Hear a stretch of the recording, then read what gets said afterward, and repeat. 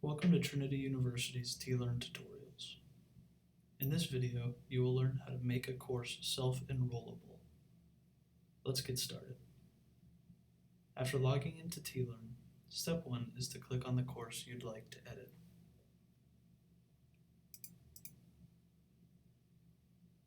Step 2 is to click Participants.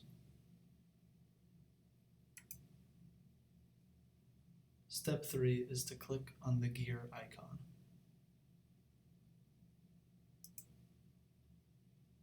Step 4 is to select Enrollment Methods.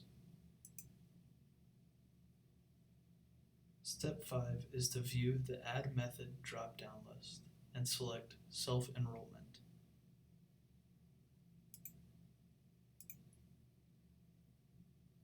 Lastly, step 6 is to click the Add Method button.